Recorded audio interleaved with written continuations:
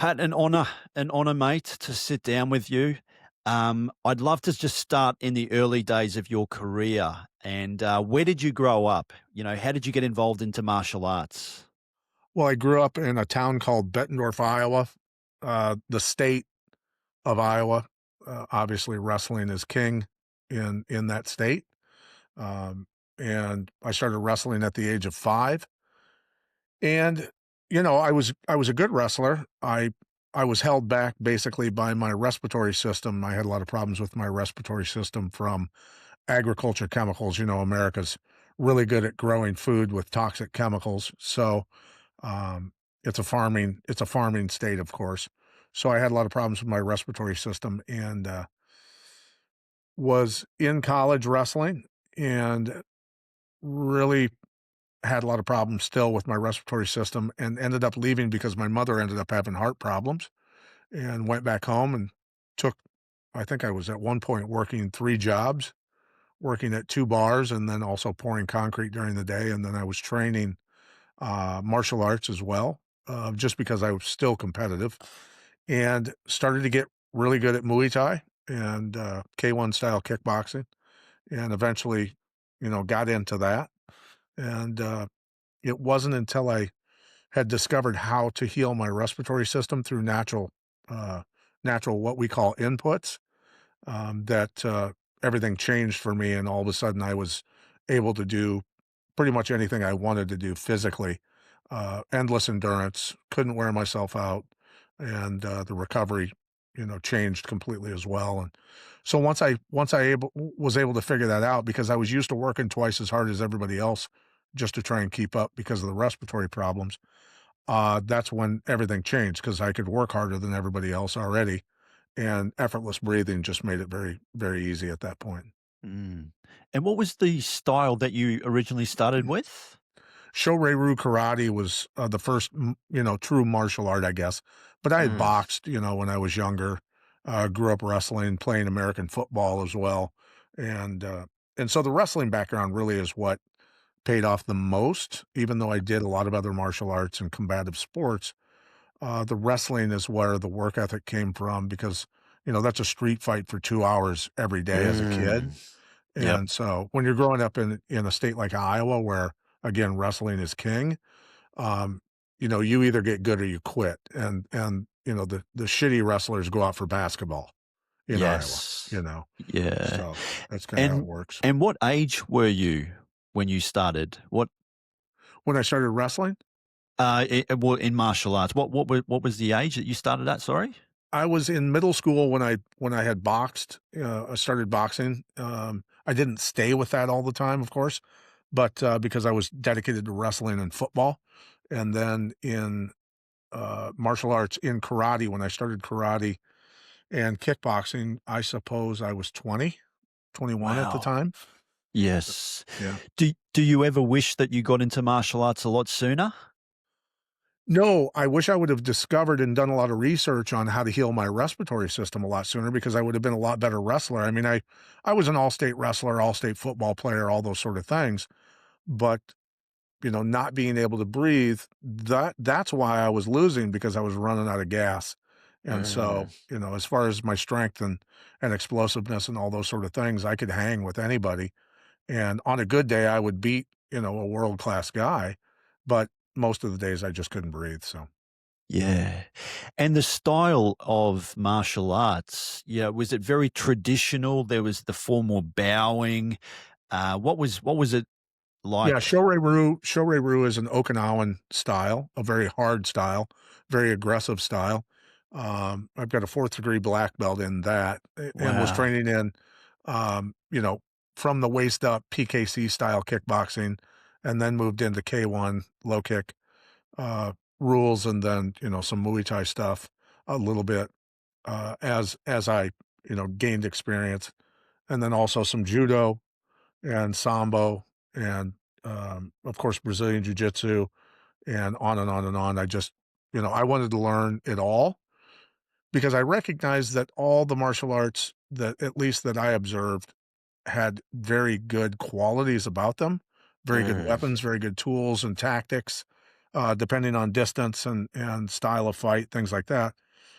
But I knew that I could pull components from each one that I did and put it into a certain style that at least worked in my head for how I would fight depending on the situation. You know, if I'm in the street with a one-on-one situation or multiple attackers or whatever that is, that's the way that I thought, you know what I mean? Mm. Yeah. And if I remember correctly, Pat, you're a fourth degree black belt in Brazilian Jiu Jitsu or a third degree. Is that right? Just basically a first I was granted a black belt uh, by Sergio Mattiero and Pedro Silveira. And so, you know, I had done Brazilian Jiu-Jitsu for so many years that, they were like after and Osvaldo Alves, who passed away as well, when he came to America, I had, I had Amri Batesh, who was the best jiu-jitsu player in the world at the time, Mm. and Artur Mariano Souza living at my house. They would come and live with me.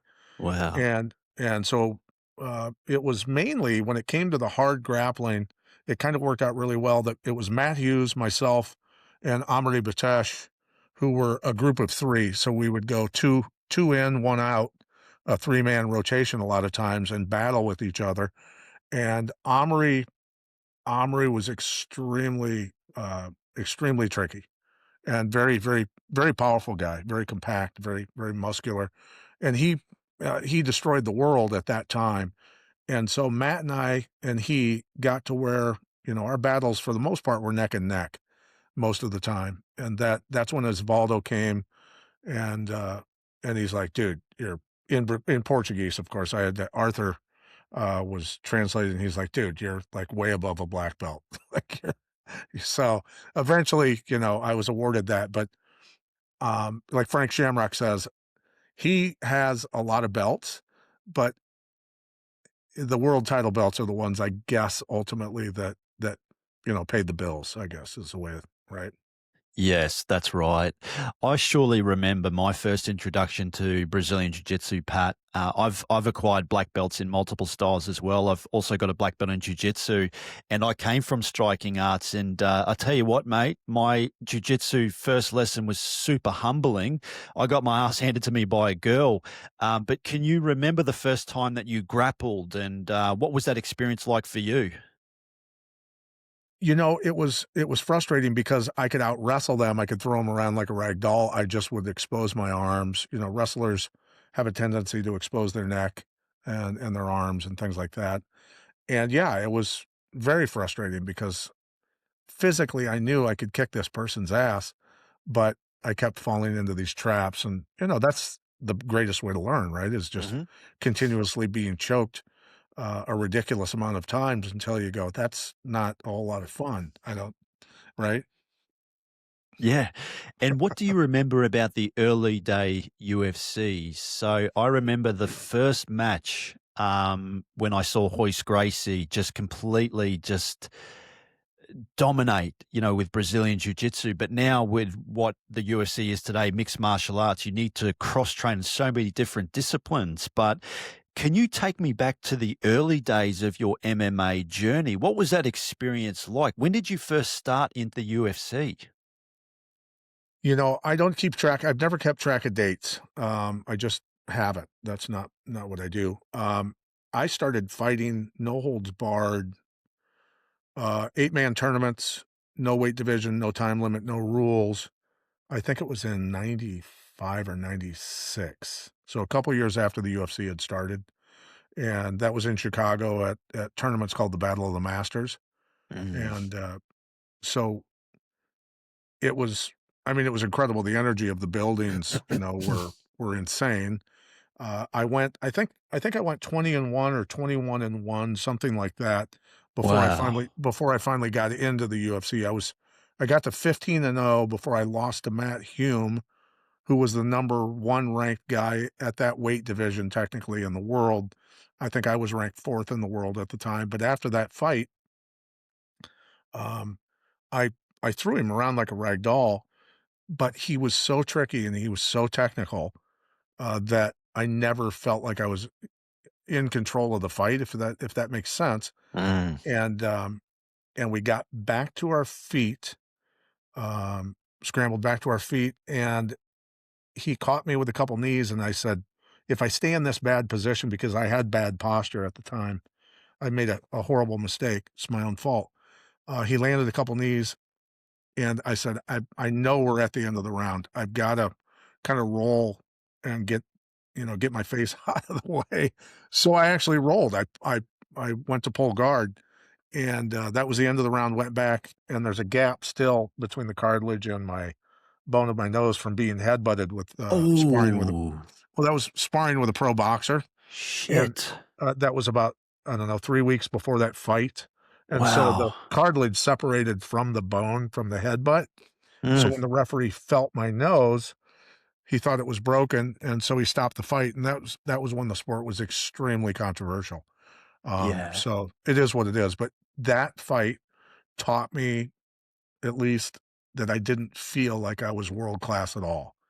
I felt like Matt Hume was so technical, and I still to this day think he's probably top 3 most technical fighters of all time. He was Mm, extremely intelligent guy, and well-rounded. yeah. That taught me what I needed to do, to eventually, get a lot better and win a title. Yeah. And I can't remember. I mean, I've seen many of your fights, but did you ever fight bare knuckle in the UFC? No, no, No. in the B Battle of the Masters, it was like a God, you're too young to even remember. There were these tiny little padded little, like, rectangles with a wrist strap and then the finger loops, and that was called Quan. They were called Quan gloves, Mm. and so it was that thin, so it might as well. I think they just put them on just to make it look like we had gloves on. And what do you think today's MMA fighters compare to, the greats like yourself, Matt Hume, Matt Hughes, Sean Shirk?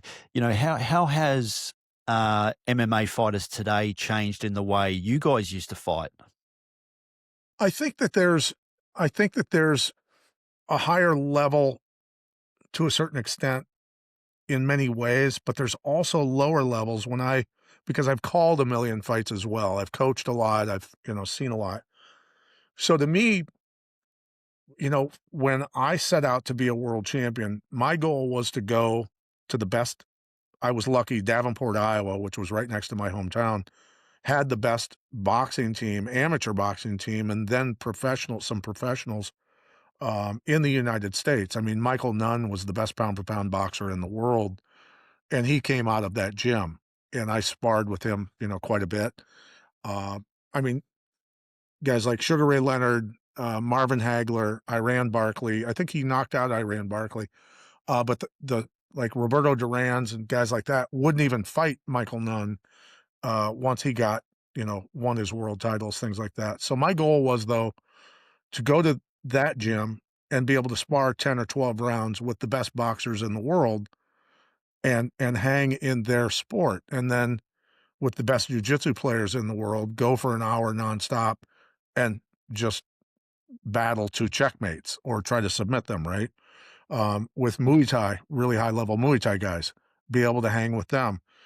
With wrestlers, be able to hang with them. So all those components of the 4 main pillars that I saw as MMA at the time, that I could hang in their world with them and not get just blown out of the ring or the cage, right?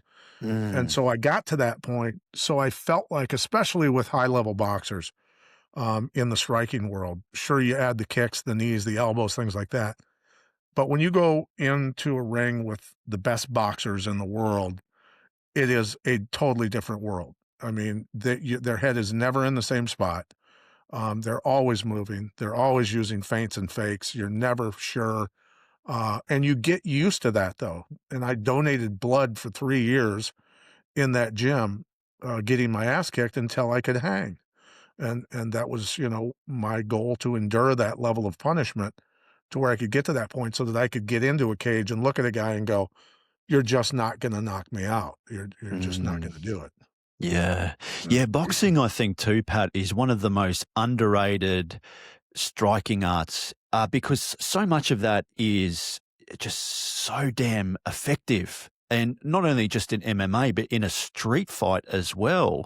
For Mhm. someone that is stepping into the UFC and, dabbling in Muay Thai and boxing and jujitsu, what was the training like back in those days? How would you prioritize, jujitsu and Yeah, boxing, and I guess I missed the point that I guess I was getting to in comparison to today's, there are a few guys out there who are, um, Pereira's training with world-class boxers, things like that, of course, he is a world-class striker.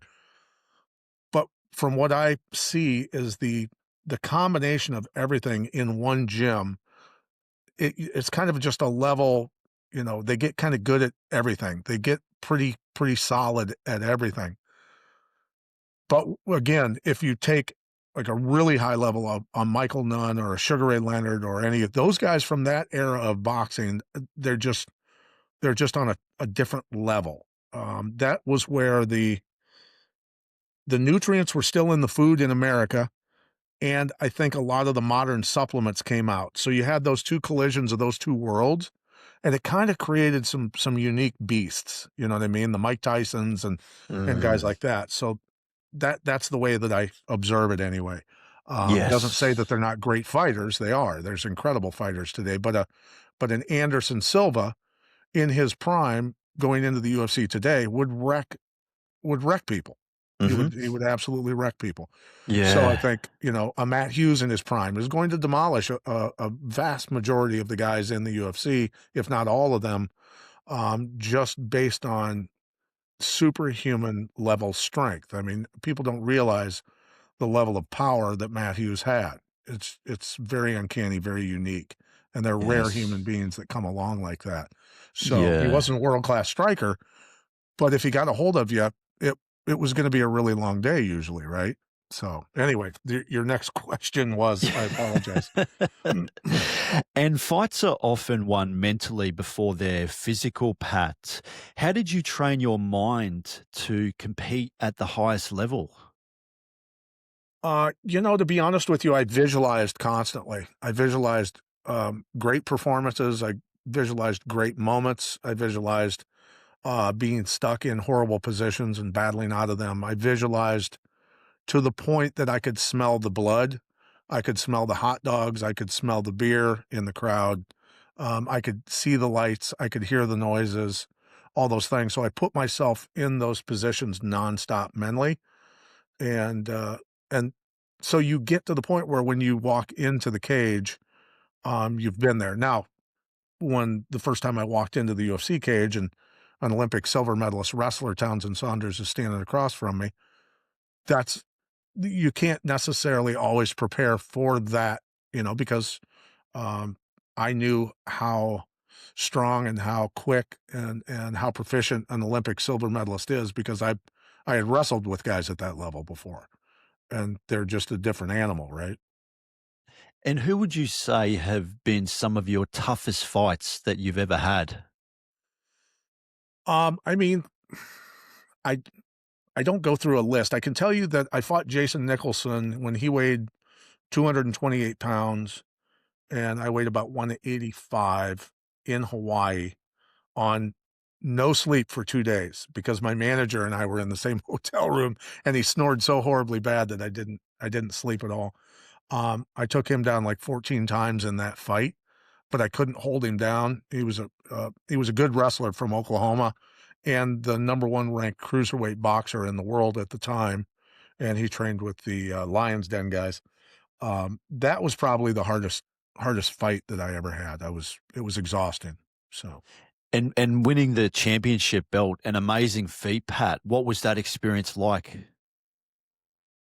It was the four-man tournament, winning that, was really kind of when the title actually happened, I guess. Um, for me, when I was signing an autograph outside the cage after I just came out, one of my tears fell on the page, and that's when I realized that I had won the title, right? So for me, it was, a lot of years of work, a lot of struggle, a lot of injuries, and any guy that's gone through a long fight career understands that. Yeah. And fear and pressure and anxiety before a fight. I have such admiration and respect for fighters. And, dealing with that adrenaline dump, how did you manage the fear and pressure before each fight? It's funny because, I loved it when I was in there. I loved the thrill of it. I loved competing. I didn't necessarily and have never really enjoyed hurting other human beings, but I guess I was built for it, and, I suppose the pressure beforehand, there's guys out there that it doesn't bother at all. I've recognized that through coaching, an awful lot of world-class fighters, but, but for me, I would subconsciously say to myself, this is the last time. I'm sick of this shit. I don't wanna go out and hurt people. I'm not programmed to injure human beings, things like that, but it was the love of competing, the love of you're alive when you're in a cage, with 10,000 people screaming at you and the lights are on you, you're alive. Yeah.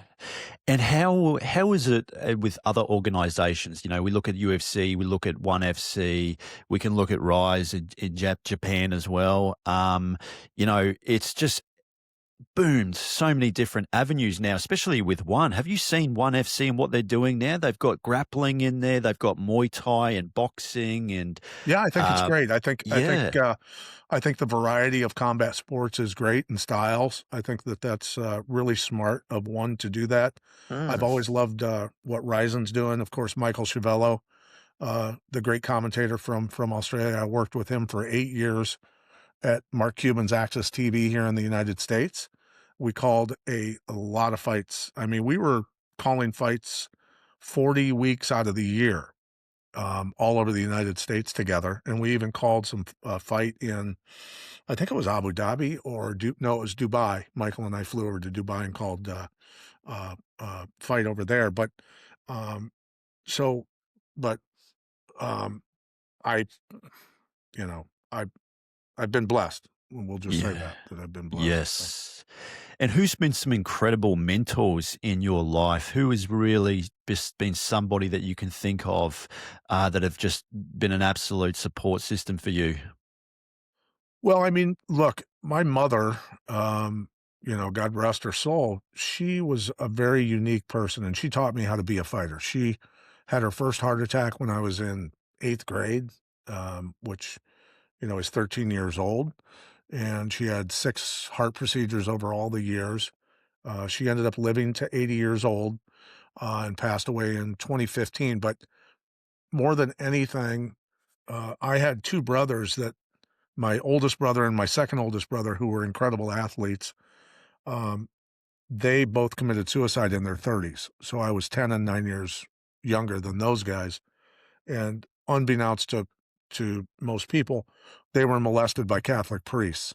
And so they had some demons. And so it broke my mother's heart so much that I decided that I was going to do something significant enough to make her smile again.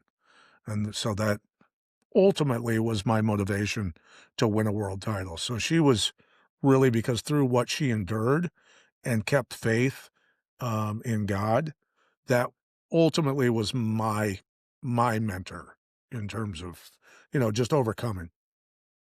And today's fighters, and I'm looking at like the Khabibs of the world, the Islam Makhachevs, some of these fighters that are coming out of Kazakhstan. They're training and wrestling bears, but they're doing high altitude training. They're some of the most phenomenal athletes on the planet. Right. Have you ever done any training, or have you worked with anybody in Kazakhstan and what their programs are like? I've never been there. I have wrestled and fought Russians before and guys from that region of the world, and they are unique. They're very tough. Mm. They have very, very tough lives, a lot tougher than Americans.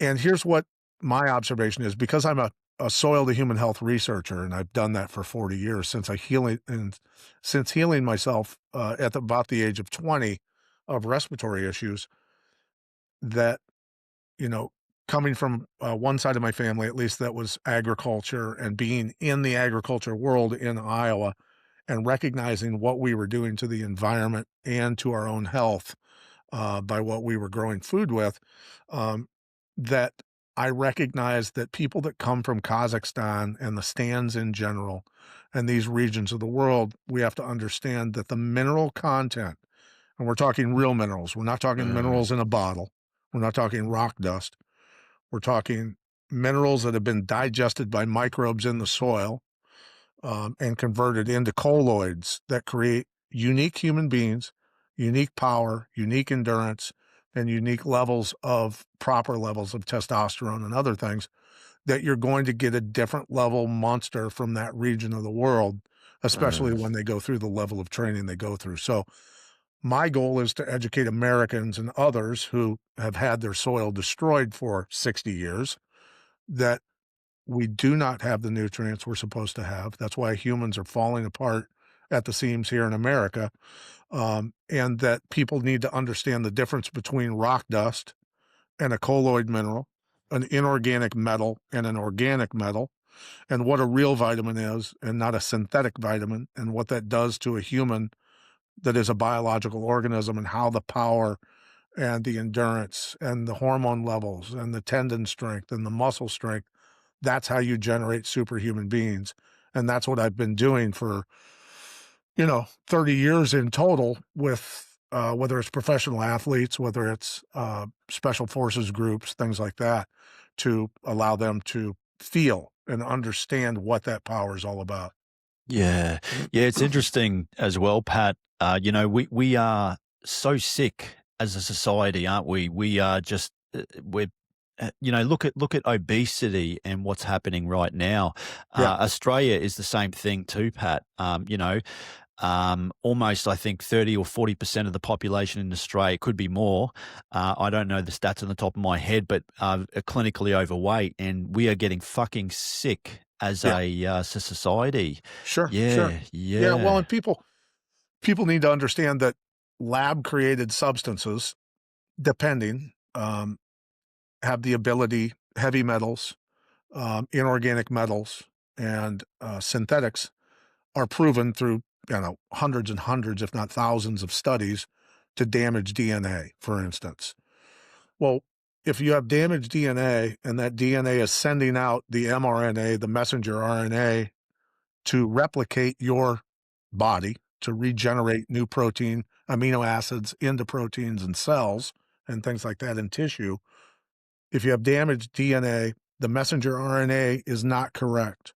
So by the time it gets to the ribosomes in the cells to manufacture the chain of amino acids in the sequence they're supposed to be built in the proper sequence, and then roll up into a protein to create a new you every day, every minute, every second of every day, you're going to regenerate incorrectly and you're going to have problems and you're going to start falling apart. So yeah, I educate people on how to correct and fix their DNA, what those substances are. They're not from a laboratory, they're created by nature, and there's sources all around the world that are located in unique places. You just have to know how to find them, test for them, and understand the components of them to rebuild a human being or a cow or a hive of honeybees that has problems from pesticides, for instance. yeah. I've also heard too, Pat, the alarming stats about men's testosterone, and that is just plummeted over time. Yeah. And a lot of the contraception that women use gets flushed through the water. Men drink that, or we drink that, and it's an endocrine disruptor. It just wreaks havoc in the body with the hormones. What have you come to learn about environmental toxins and how that affects men's testosterone levels? Well, I mean, that's, of course, just one of the damaging parts of all of it. But, when you look at uh, chemical fertilizers, phosphate uh, fertilizers, they've got aluminum, they've got lead, they've got arsenic, they have cadmium, they have uranium. Mm. There's some very, very damaging substances in those, right? So when you see people getting sick all around you, I'm not going to say that I wouldn't be that naive to say that that's the only cause of it, right? It's certainly, uh, it's proven in tests to have some damaging effects. But when you grow food with synthetics, they do not then the plant does not have an immune system, a proper immune system. It will grow, it will produce apples, it will produce corn, it will produce things, but it doesn't have an immune system. So therefore, the bacterial outbreaks in the soil, the fungal outbreaks in the soil and the plants, things like that, it's vulnerable. Its immune system sucks. The Mm, bugs will be called in to eat the plants because they don't have an immune system. So therefore, we have to use things like insecticides, which are warfare chemicals. We have to use herbicides and fungicides, which are antibiotics, which kill all the microorganisms for the most part in the soil. Well, those microorganisms and the diversity of those microorganisms are what digest and break down, harmful elements and convert them to beneficial elements, right? So through conventional uh, growing of food all over the world, we have damaged because the environment dictates the genetic expression of a biological organism, whether it's a cow, a bee, or a human being, or any other animal that's living there, is going to be impacted by synthetics, by heavy metals, by things like that. So it's important for people to understand that there's better ways of doing it, right? The mm, natural way of doing things. And so we have to push people back the other way. I have children. I do not want my children to grow up in this world dealing with it because it's getting worse, right? yes. So we can take toxic soil and we can convert it through the diversity of elements, minerals, and other elements that we put into the soil, and the diversity of microorganisms, soil-borne probiotics, to digest the heavy metals, convert them to organic forms of metal. We can break down synthetic chemicals into essential fatty acids, and we can bring that soil back to life. And heavy metals, synthetic chemicals, forever chemicals, radiation contamination are all broken down in 2 to 4 months, and that soil is as healthy or healthier than it's ever been. So, Mm, so when people understand that the earth is one organism and that we just happen to be little mites crawling around on it, that we're just part of the organism, that we need the same exact minerals and elements and vitamins and microorganisms that makes healthy soil.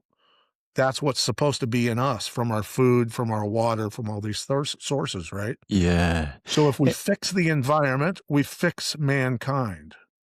So in that process, though, we can educate mankind about how to fix themselves, how to address the causes of these problems, how to get the bad out and the good in, mm, turn the yes. ship around and wake them up and then say, now we need to do it for the environment, right? For our children. And so that's my goal in this Yeah. life. And all the research that I've done for 40 years on human health and performance and soil to human health and performance is you come to the conclusion that you finally understand that if we don't fix it, we're toast.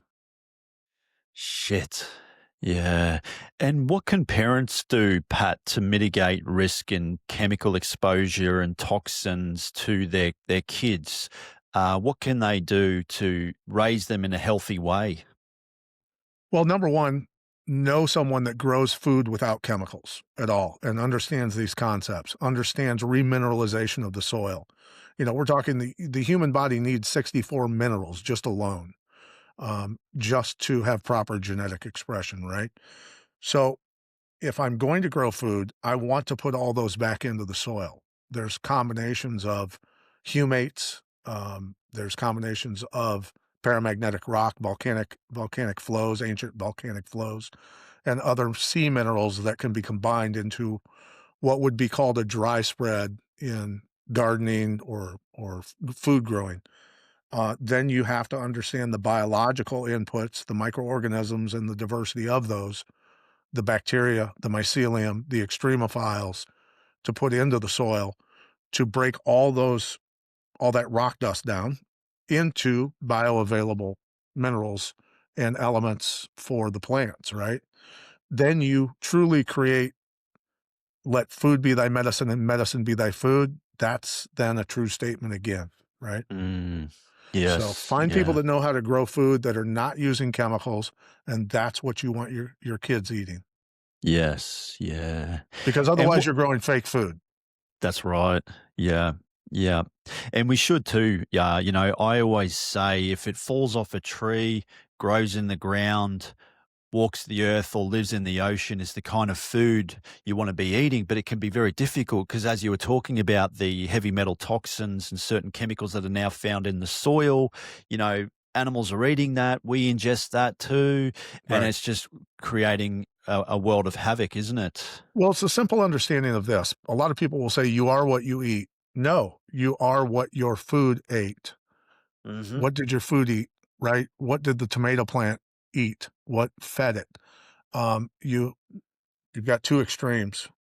Very good, you should have the buying criteria for all mankind should be so high that everything else is just like, we don't want it, right?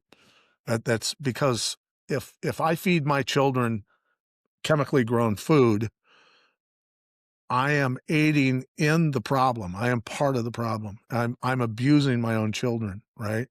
So I have to make them aware. I have to educate my own children about why we do these things, what happens to them if we do not do this for our children.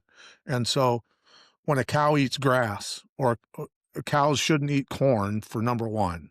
They're not built to eat grain. That's not the way it works. Mm. Cows are meant to eat grass, but what did the grass pull up nutrient wise out of the ground? Was it grown with synthetics, or was it grown with real minerals and real microbes, non-GMO microbes? That's Yeah. going to dictate the health of that cow and what needs to be used to keep that cow healthy, right? Or Yeah. alive in many cases. And working with a lot of fighters as well, Pat. And I'm fascinated as well. I'd love to talk to you a little bit about the philosophy behind Miletich Fighting Systems. What is some of the dietary recommendations and protocols that you would put your fighters on? The same. I mean, Yep. for children, for fighters, for it is, but very high protein. Hmm. I can tell you that, you know, seeds, nuts, and grains are toxic. That, in history, that's what they fed slaves to keep them alive. That oxalates and other chemicals produced in leafy, like spinach and things like that, can do a lot of damage. That we are, well, we have the digestive tract of a bear. We're meant to eat meat and animal products and berries and fruit and some vegetables, right? We can do that with the digestive system that we have. We also have eyes in front of our head. We are the apex predator of the planet. Human beings throughout history have been able, and humans are known to be able to run farther and longer than any animal on the planet. So in Africa, they actually still hunt animals by just tracking them and keep moving and jogging until Mm. the animal falls over. Then they walk up with a spear and stab it in the side. Then they all cut it up and haul it back to the village 60 miles away. Yeah. You Yeah. know? So Yeah. we're built to do incredible things, but you can't do that when you don't have the real minerals, the real vitamins, the fatty acids, and all the things that we need. Yeah. Yeah. And Pat, I remember hearing some crazy fight stories. You used to do bouncing and security back in the days. And I remember listening to an interview with you and Joe Rogan. You were talking about a famous street fight.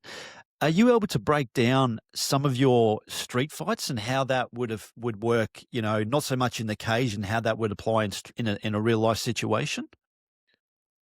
Well, I mean, in those types of security situations, when you're dealing with multiple people that could be attacking you from all sides, um, you that's not when you get into a wrestling match. Obviously, you don't want the boots put to you, things like that. Mm. And more than anything, it's about movement. It's about understanding how to maneuver yourself. It's about how to make one of their bodies run into another one of their bodies, trip them up, cause them all kinds of problems, confusion through your movement, and obviously, not allow them to get a hold of you and slow you down, right? So that's when you've got to strike and move, keep moving, get away, things like that. But yeah, I've been in some pretty hairy situations with rugby teams. I've been in some hairy situations with bikers. A lot of bikers coming after me at at one time, Shit. and I've had some hairy situations where I've been back to back with law enforcement officers in the middle of a street, in the middle of a snowstorm, with German shepherds diving into the crowd to Oh keep my the crowd back god. off of us. So, yeah, I've had some pretty interesting moments, to say the least. Yeah, yeah. And what have you come to learn about the reality of violence in comparison to the cage? That if you're in a street situation, no matter what it is, if there's going to be violence and you know there's going to be violence, you better act. You either run your ass off, or if you can't run, you've got to inflict massive damage at a very high rate of speed Mm, and cause a lot of disruption. So yeah. And what about dealing with multiple attackers? What would you say would be the best kind of system that one could practice to deal with a situation like that? take the biggest, scariest guy out first and demoralize him. Hit him Uh, hard, ju- hit him fast, hit him often. just damage, a lot of severe damage right away to their hero, and the troops start to fall apart. Yeah, yeah. Did jujitsu or grappling ever come into play when you're working security? I in standing chokes and things like that, I used a few of those. I used lapel chokes, on people when a guy grabbed me in a headlock, where there was multiple people trying to get to me. I He was very big, he was strong. I wasn't getting out of his headlock super fast, but I knew that his head was right next to mine, and so anybody that came near me that was trying to hurt me, I grabbed them and put them in a lapel choke real quick and drop them, and then I would find the next one and do that to him until I could sneak out the back door supposedly. I guess the descriptive would be come out the back door of that headlock and slap him in a rear choke and drag him out the door backwards so that he could protect me by being in the way of those that were coming out the door following us, until he went limp and dropped him and I could move around outside and kinda stay out Mhm. of trouble. Yeah. What do you think the best martial art is for self-defense? That is a very tough one. I think Muay Thai when it comes to stand up and striking because multiple weapons, obviously. I would say that Western boxing footwork and head movement without the huge leans and movement, so you don't lean into kicks and things like that. But understanding Western boxing, the movements of that with the Muay Thai weapons are probably that's probably the best combination for stand up striking. Yeah. And I think American wrestling with the fundamental understanding of how to stay out of submissions, you can inflict a lot of damage. And what do you think of catch wrestling? Well, I mean, that's what we did really. I mean, through all the years of, wrestling that I did, the Sambo, the Brazilian Jiu-Jitsu, the Judo, it really was catch as catch can wrestling. And Yeah. my great uncle who was on the 1932 Olympic boxing team and fought twice for the light heavyweight world title against Maxie Rosenblum back, many, many years ago, of course, 100 years ago almost. Um, he was a catch guy as well. He would go to the county fairs and things like that, where the carnival strongmen would do feats of strength. And then after they would do that, they would say, "Is there anybody that wants to box or wrestle?" And so my uncle would always go and raise his hand, and that's where he would practice on the carnival strongmen. So Yeah.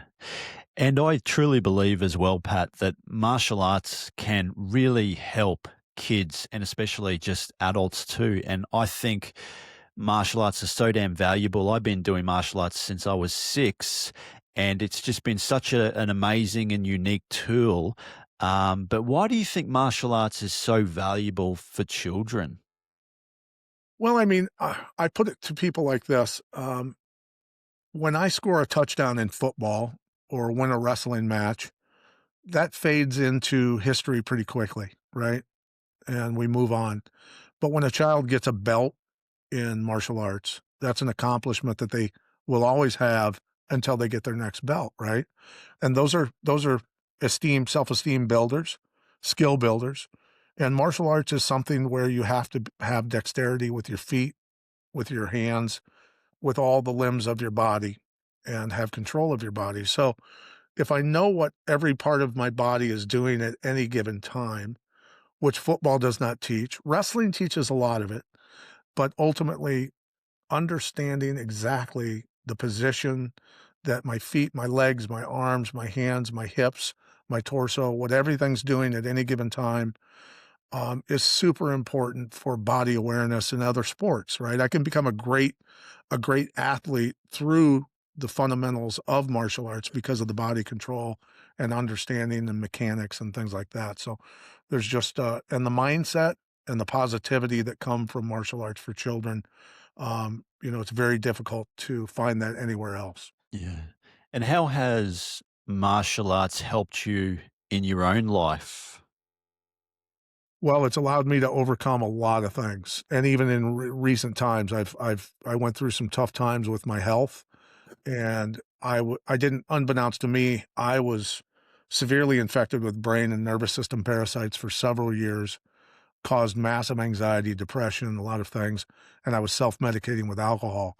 Well, I can tell you this, that, um, had it not been for my desire to fight, that, to try and figure it out because I'm somewhat of a health expert. Not being able to figure out what was inflicted on me and not understanding the severity of it was a very, very tough situation. And luckily, one of my business partners, Doc Will Spencer, ran a scan on me after a neurologist had looked at me and said, what do you want me to tell you? You got punched in the head for a living." And Doc Will Spencer ran scans on me and he said, "You're full of brain and nervous system parasites." He's like, most people would have committed suicide by now. So that, and then getting the protocols to deal with that and fighting through that, and then coming back in my life to rebuild it. Because I can tell you that after going through that situation, as well as black mold and other infections that I was dealing with, that I can recognize literally in conversation when somebody has brain parasites. And there's a Mm. lot of people out there that have these situations. So Yeah. Yes. And for parents that might be listening to this conversation, Pat, what style of martial art should they get their kids into first, do you think? I don't know if it's necessarily about the style. It's about the person who teaches them. It's about the mentality. Um, it's about what's the goal. So if a parent came to me now and said, you know, what are you gonna why should I sign my kid up with you? Which I don't teach children anymore. I teach seminars, I do teach law enforcement. I even work with military periodically. But COVID kind of screwed up that some of that stuff for a while. But if a parent or parents ask me, why should I sign my children up with you instead of, Jim down the street? I would say, well, our goal is for, how is he doing in school? How's his self-confidence? Is he hyperactive? Is he a recluse? Is he timid around people? So my goal is to bring that child, whether they're on this end of the spectrum as a bully or aggressive or whatever, or just very timid and secluded. It's going to bring all those kids to the middle. And that's my goal, is that I want to build their confidence so much in themselves that they have no reason to ever fight because of how they feel about Mm. themselves. Number one. Two, I want to bring a kid up in front of the class and say, you know, little Jimmy went from C's in school, he's now getting B's and A's. He gets to come to the pizza party, and that's going to motivate all the other kids that are getting C's and D's because they want to come to the pizza party, right? We we have to make them heroes and have them understand that it's cool to be intelligent. It's cool to be a kind person. It's cool to be somebody who cares about society, and be someone dangerous enough that if somebody's going to hurt you or people that you love and care about, that you can take care of business if you have to, just automatically because you know how to do it, right? Yeah.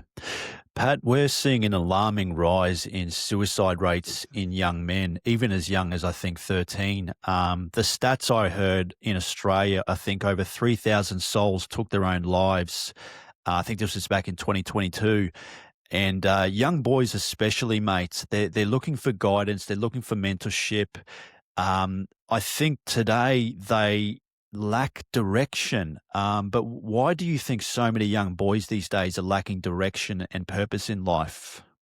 because men and women, many have lost their purpose and lost their reason for being here. And they do have a reason. They do have a purpose. And our purpose here is to help each other, is to make each other better, is to set an example, is to excel, is to struggle, is to lift ourselves up and lift others up on your worst day. So through, my struggle with alcohol, for instance, there were days where I was, I didn't want to be here. I'll just say that. But I know this, that when I work with people who are struggling, um, that when I work with other people to assist them through the darkness that they're in, that I'm not in my own head, that I'm serving a purpose to help someone else, right? And that has many, many facets to it. It's not just helping people struggling with alcohol addiction.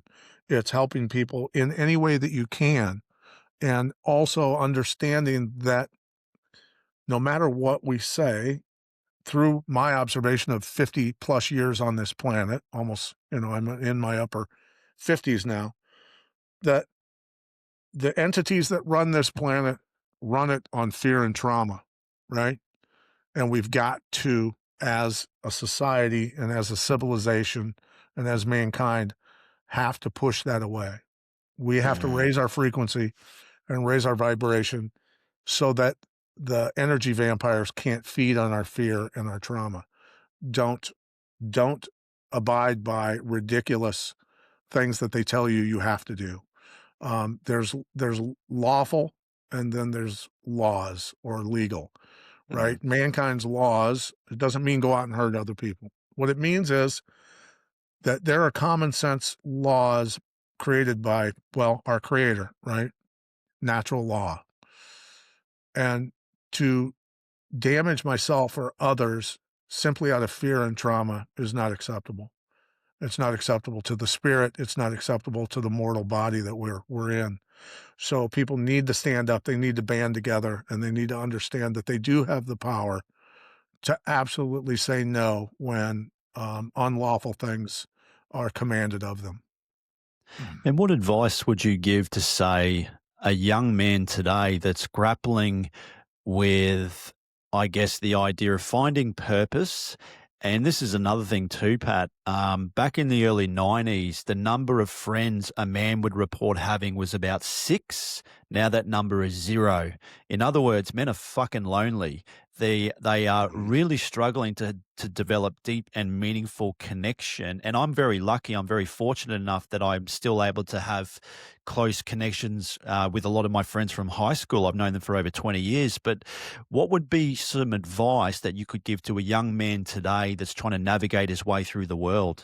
Become a warrior. That doesn't mean become a fighter. That means go to a martial arts gym, go to excel, become, or any passion that you have. Go excel at it. Be a light in the world and shine and set an example for others. No matter how shitty you feel, no matter how bad of a day you're having, do your best to get out of bed, make your frickin' bed, put on some clothes, and go to the gym. Become the man you were intended to become, and understand why you're exhausted, why you're mentally frail, why you have low testosterone, all the reasons. So, you know, better to be a warrior in a garden than a gardener in a war, right? So true. Well, I can tell you this, learn how to take care of yourself. Go find camaraderie with other men who are doing martial arts. Doesn't matter if it's Muay Thai, Brazilian Jiu-Jitsu, anything. Go learn. And look, if you don't want to get beat up, that's fine. Martial arts gyms aren't about beating people up. It's about building people's, soul, right? That's an inside journey is what that is. And that's why it's so effective. So go to a martial arts gym and do that. And then learn how to grow your own food if you can, even in pots on your patio outside your apartment. You can grow real food with real nutrients, real minerals, and Mm. start to understand what we're here to do. And that is to heal mankind and heal our Yeah. environment. Yeah. And what do you think it means to be a good man in society? And I love that you touched on it's better to be a warrior in a garden than a gardener in a war. I love that quote by Jordan Peterson. He said, "A harmless man is not a good man. A dangerous man is a good man, but has it under voluntary control." And what that means is, and I'm a martial artist as well, I reflect on it. Is you have the capacity for violence, but then you learn how to control it. And it's those two in harmony that makes you a good person. You can recognize when to turn it on and when to turn it off. When there's a crisis, you go out, you protect and you look after the innocent, but then also you remain humble. You know when to switch it off. What do you think it means to be a good man in 2026? Walk around with an atomic bomb in your pocket. I like that. And if everybody Yeah. has an atomic bomb in their pocket, nobody messes with each other and everybody respects each other because everybody's capable of taking care of business, right? Hmm. And a healthy, strong, intelligent society does not fall for the tricks, does not fall for the trauma, does not fall for the fear.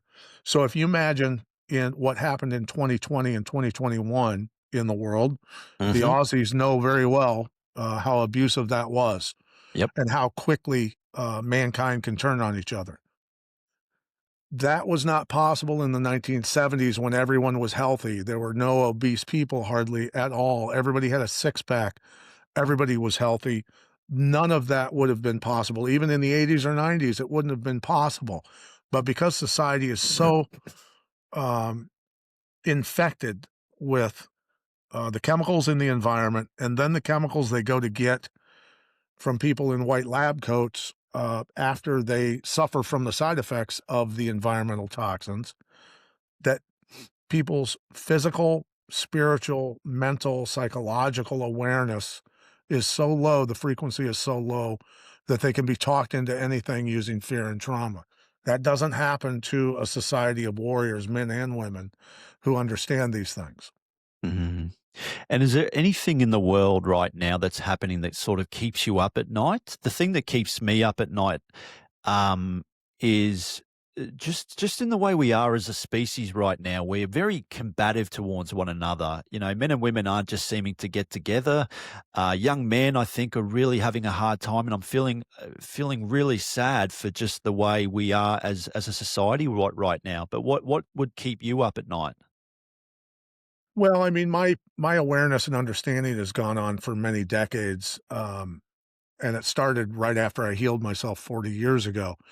Was that at that people who were experts couldn't figure it out, but I figured it out, right? And I wasn't an expert. When I did the studying, the researching, and found the real solutions for the problems, people have to understand that in the material world and the monetary system and the materialistic mindset that mankind has of everybody wants a Mercedes Benz and a big house and all of these things, that people aren't paid to understand the real solutions.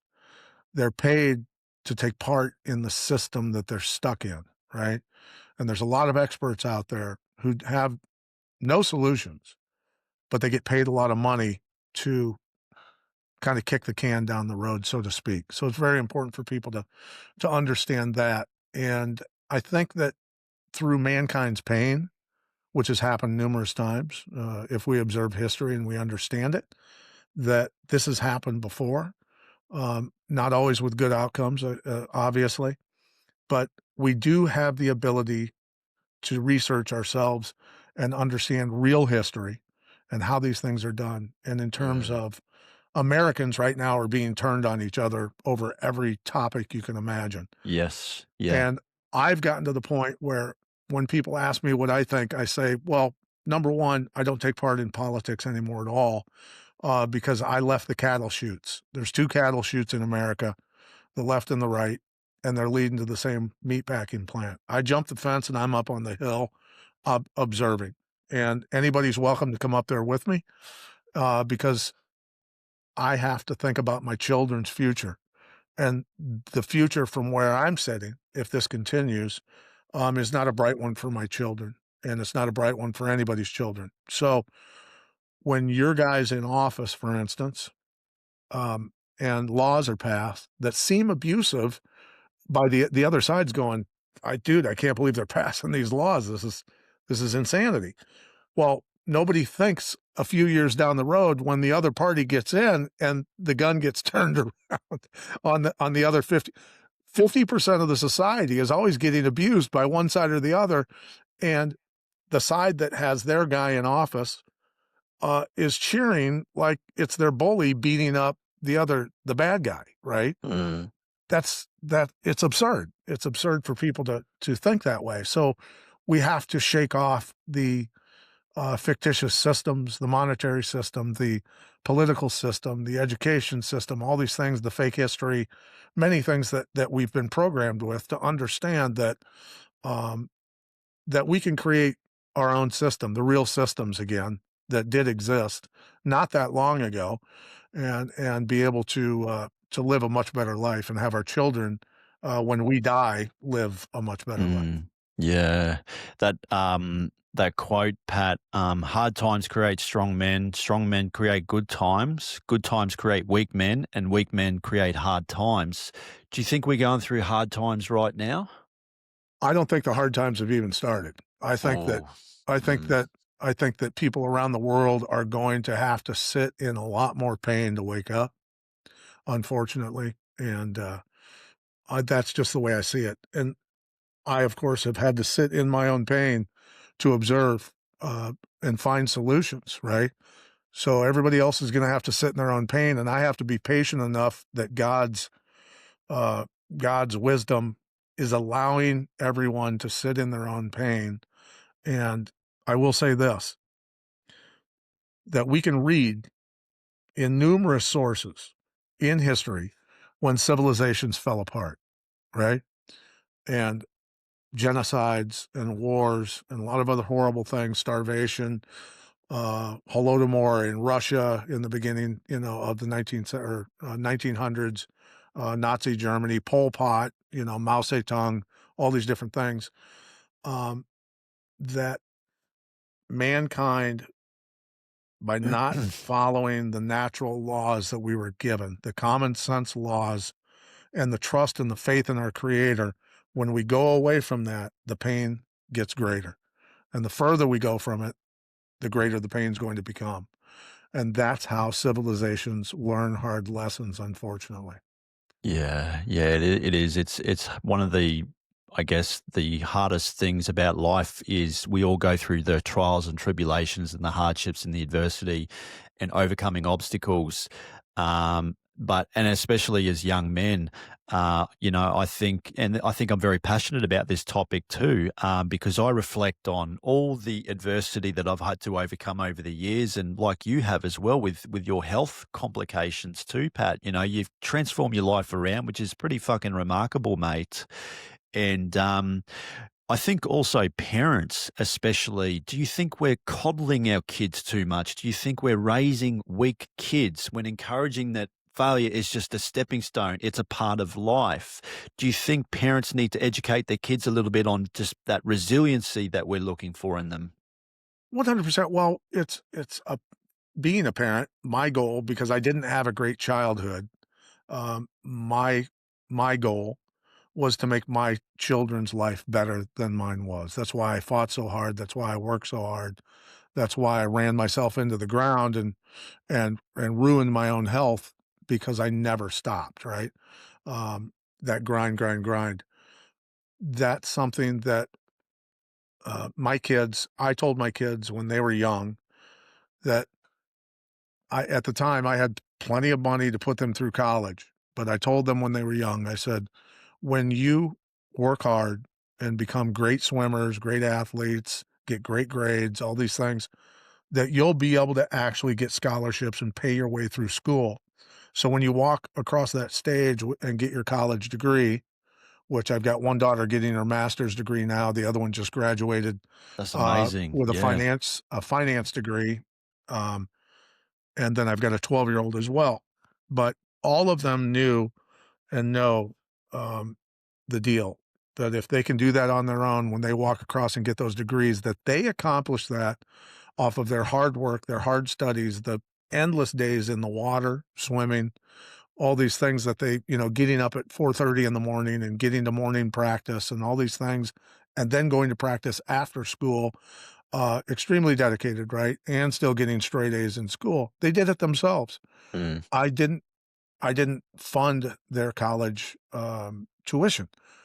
So when you have kids that will go out with that much dedication and do it and excel, that I mean, my kids are different than me. They're just different than me.